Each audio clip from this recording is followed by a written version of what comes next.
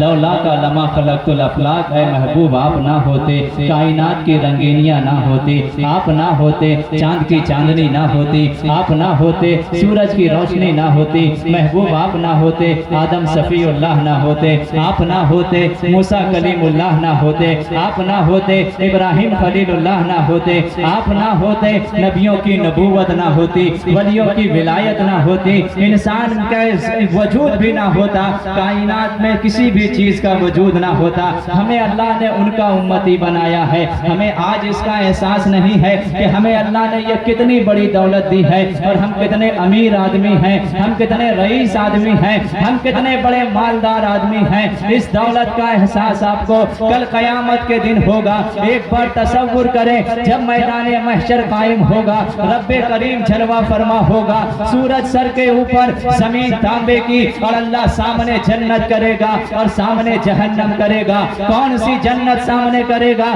جس کے بارے میں اللہ فرماتا ہے اعددت لعبادی الصالحین ما لا عین رأت ولا اذن سمعت ولا خطر علی قلب بشر۔ میں نے جنت اپنے بندوں کے لیے ایسی جگہ بنائی ہے نہ کسی آنکھ نے دیکھا ہے، نہ کسی کان نے سنا ہے، نہ کسی کے دل میں اس کا خیال گزرا ہے، یعنی انسان سوچ بھی نہیں سکتا ہے، حالانکہ سوچنے کی کوئی حد نہیں ہے، انسان جو چاہے سوچ سکتا ہے، اس پہ کسی کی روک ٹوک نہیں ہے۔ یہاں بیٹھے بیٹھے میں سوچ سکتا ہوں تاج محل کا مالک میں ہوں، مجھے کوئی نہیں روک سکتا۔ بیٹھے بیٹھے میں سوچ سکتا ہوں نسیم صاحب سے اچھی آواز میری ہے، مجھے کوئی نہیں روک سکتا، کیونکہ سوچنے کی کوئی حد نہیں ہے۔ لیکن رب کریم فرماتا ہے وَلَا خَطَرَ عَلَى قَلْبِ بَشَرٍ، میں نے جنت ایسی جگہ بنائی ہے تم گمان بھی نہیں کر سکتے ہو، تم سوچ بھی نہیں سکتے ہو، جو تم سوچو گے اس سے خوبصورت میں نے جنت بنائی ہے۔ وہ جنت اللہ سامنے کرے گا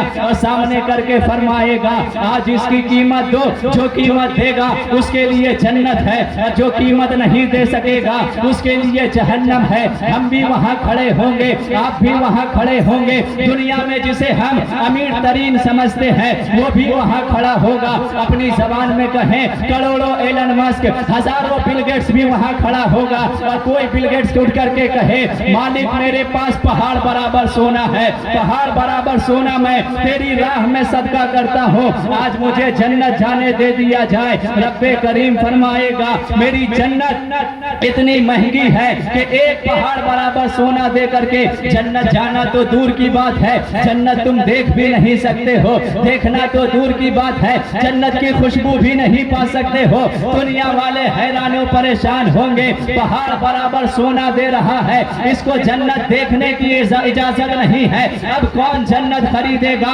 اور کون اس کا خریدار بنے گا؟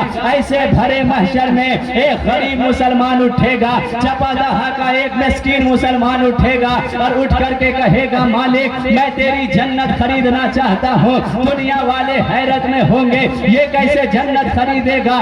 ایک وقت کھاتا تھا، دوسرے وقت بھوکا رہتا تھا، رات کو کھانا ملتا تھا، دن کو بھوکے رہتا تھا، جسے دو وقت روٹی نہیں ملتی تھی وہ اتنی مہنگی جنت خریدے گا۔ رب کریم فرمائے گا کون سی دولت ہے پیش کرو، وہ عرض کرے گا مالک سونا چاندی نہیں ہے، ہیرے جواہرات نہیں ہے، لیکن ایک دولت میرے پاس ہے، تو نے مجھے ایمان کی دولت دیا تھا، تو نے مجھے قرآن کی دولت دیا تھا، اے مالک میں زندگی گزارتا تھا اور یہ کہتے ہوئے زندگی گزارتا تھا زندگی یہ نہیں ہے کسی کے لیے، زندگی ہے نبی کی، نبی کے لیے، نہ سمجھ مرتے ہیں زندگی کے لیے، جینا مرنا ہے سب کچھ نبی کے لیے۔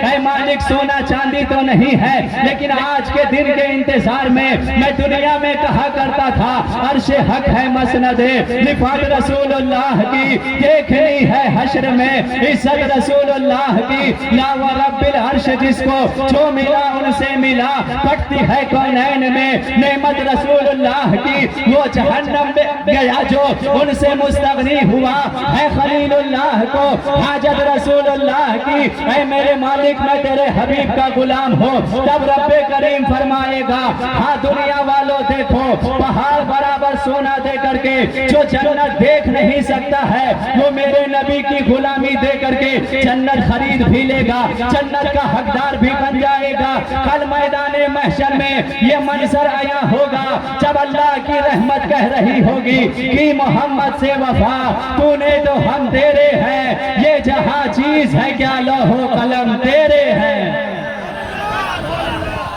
یہ جہاں چیز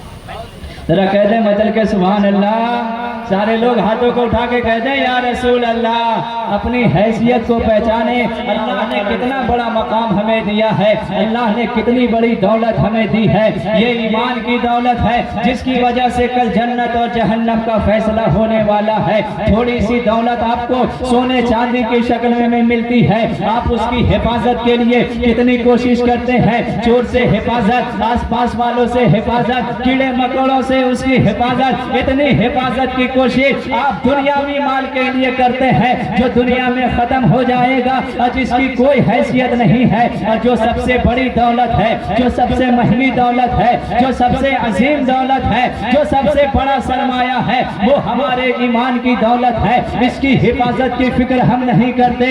اللہ نے ہمیں ایمان دیا ہے لیکن اللہ نے گارنٹی نہیں دی ہے کہ میں نے تمہیں ایمان دیا ہے تو تم ایمان پہ ہی مرو گے، اس بات کی کوئی گارنٹی نہیں ہے۔ اس ایمان کی حفاظت کے لیے آپ کو خود محنت کرنا پڑے گا، اس ایمان کی حفاظت کے لیے آپ کو خود کوشش کرنا پڑے گا۔ آپ کہیے گا مولانا صاحب ہم اس کو کون سے بینک میں جمع کر دیں، ہم اس کو کون سے لوکر میں رکھیں، ہم اس کو کون سی تجوری میں رکھیں جس سے ہمارے ایمان کی حفاظت ہو جائے؟ تو ایمان کی حفاظت تجوری میں رکھنے سے نہیں ہوتی ہے، ایمان کی حفاظت علم دین حاصل کرنے سے ہوتی ہے، ایمان کی حفاظت قرآن کا علم حاصل کرنے سے ہوتی ہے، ایمان کی حفاظت اپنے بچوں کے دلوں میں عشق رسول ڈالنے سے ہوتی ہے، محبت رسول کا جام پلانے سے ہوتی ہے۔ یہ وہ سرمایہ ہے جو ایمان کی حفاظت کرتا ہے۔ ایک حدیث پاک میں آپ کو سناتا ہوں، اس کی تشریح کے بعد میری تقریر مکمل ہو جائے گی۔ میرے آقا کا ارشاد سنیے، کائنات کے تاجدار کا ارشاد سنیے، اس زبان کا فرمان ہے جس کے بارے میں اللہ فرماتا ہے وَمَا يَنْطِقُ عَنِ الْهَوَىٰ إِنْ هُوَ إِلَّا وَحْيٌ يُوحَىٰ، جس کی ترجمانی میرے امام نے کیا تھا، وہ زبان جس کو سب کن کی کنجی کہے، اس کی نافذ حکومت پہ لاکھوں سلام، وہ دہن جس کی ہر بات وحی خدا، چشمہ علم و حکمت پہ لاکھوں سلام۔ میرے آقا فرماتے ہیں اے میرے چاہنے والوں، میں زندگی گزارنے کا تمہیں اصول بتاتا ہوں، زندگی گزارنے کا طریقہ بتاتا ہوں۔ اگر کامیابی چاہتے ہو اسی طریقے پہ رہنا، اگر کامرانی چاہتے ہو اسی طریقے پہ رہنا، ایمان کی حفاظت چاہتے ہو اسی طریقے پر رہنا۔ یا رسول اللہ فرما دیا جائے وہ نسخہ کیا ہے؟ میرے آقا کا فرمان سنیے گا، مصطفیٰ جان رحمت فرماتے ہیں اغدو عالماً او متعلماً او مستمعاً او محبا ولا تکن الخامس فتہلک۔ کائنات کے تاجدار کا فرمان ہے، میرے آقا فرماتے ہیں اے میرے چاہنے والوں، اپنی زندگی گزارنا تو اس طرح گزارنا، یا تو تم عالم بن جانا۔ یا رسول اللہ ہم عالم نہیں بن سکتے، پھر کیا کرے؟ میرے آقا فرماتے ہیں او متعلماً، اگر عالم نہیں بن سکتے ہو تو علم سیکھنے والا بن جانا۔ یا رسول اللہ یہ بھی نہیں ہو سکتا ہے، اب ہم کیا کریں؟ اب میرے آقا فرماتے ہیں او مستمعاً، عالم نہیں بن سکتے ہو، مدرسہ کے طالب علم نہیں بن سکتے ہو، تو میرے آقا فرماتے ہیں جہاں عالم بیان کرتا ہو، جہاں علم پڑھایا جاتا ہو، او مستمعاً، بیٹھ کے سننے والا بن جانا، بیٹھ کے اس کو سماعت کرنے والا بن جانا۔ یا رسول اللہ اس کی بھی مہلت نہیں ملتی، بڑی بیزی لائف ہے، کوئی اور طریقہ بتایا جائے۔ میرے آقا فرماتے ہیں یہ تین بھی نہیں بن سکتے، چلو چوتھا بن جانا۔ او محبا، نہ عالم بن سکتے ہو، نہ متعلم بن سکتے ہو، نہ اس کے سننے والے بن سکتے ہو، تو کم سے کم اتنا کرو کہ جو عالم بن چکا ہے اس سے پیار کرنے لگنا، جو متعلم بن رہا ہے اس سے پیار کرنے لگنا، جو علم سیکھنے کے لیے بیٹھا ہے اس سے پیار کرنے لگنا۔ یعنی یا تو عالم بننا، یا علم سیکھنے والا بننا، یا اس کا سننے والا بننا، یا تو اس سے محبت کرنے والا بننا۔ اب میرے آقا فرماتے ہیں وَلَا تَكُنَ الْخَامِسِ، اس کے آگے پانچواں مت بننا، اس کے آگے مت بڑھنا، اس کے آگے کچھ مت بننا۔ آقا اس کے آگے بڑھیں گے تو کیا ہوگا؟ میرے آقا فرماتے ہیں فَتَحْلِقْ، اس کے آگے کچھ دوسرا بنو گے تم ہلاک ہو جاؤ जाओगे, इसके आगे कुछ पांचवा चौथा पांचवा बनोगे, तुम बर्बाद हो जाओगे। कायनात के ताजदार की ज़बान है। आज अपने मुआशरे में ढूंढिए बर्बादी की वजह, आज अपने मुआशरे में ढूंढिए तबाही की वजह। पहले दौलत हमारे पास नहीं थी, आज दौलत ज्यादा हो गई है। पहले गाड़ियों की कतार हमारे पास नहीं थी, आज ज्यादा हो गई है। पहले मकान हमारे पास इतने नहीं थे, आज ज्यादा हो गए हैं। पहले हमारे पास इतना सरमाया नहीं था, आज ज्यादा हो गया है। लेकिन अपनी हालत देखिए, पहले जितना हम मारे जाते थे आज ज्यादा मारे जाते हैं। पहले जितना हम जलील होते थे आज उससे ज्यादा किए जाते हैं। पहले जितने हम कमजोर थे आज उससे ज्यादा कमजोर समझे जाते हैं। आखिर इसकी वजह क्या है? तो इसी हदीस शरीफ में मेरे आका के फरमान पे गौर कीजिए। मेरे आका ने कहा था, इन चारों को छोड़ करके तुम पांचवा मत बनना, नहीं तो बर्बादी तुम्हारा मुकद्दर बन जाएगी, नहीं तो हिलाकत तुम्हारा मुकद्दर बन जाएगी। आज भी हम अपने मासी को देखें, जब तक यूनिवर्सिटियां हम बनाते थे हम कामयाब रहते थे, जब तक इदारे हम बनाते थे हम कामयाब रहते थे, जब तक हमारे घर से मुहद्दिस पैदा होते थे हम कामयाब रहते थे, जब हमारे घर से मुफक्किर पैदा होते थे हम कामयाब रहते थे। फिर हमने इल्म से नाता तोड़ लिया, हमने तालीम से नाता तोड़ लिया, हमने एजुकेशन से नाता तोड़ लिया। अब हमारे घर का बच्चा पबजी फ्री फायर से आगे कुछ नहीं जानता, हमारे घर का बच्चा फेसबुक इंस्टाग्राम से आगे कुछ नहीं जानता, हमारे घर का बच्चा रील्स देखने के आगे कुछ नहीं जानता।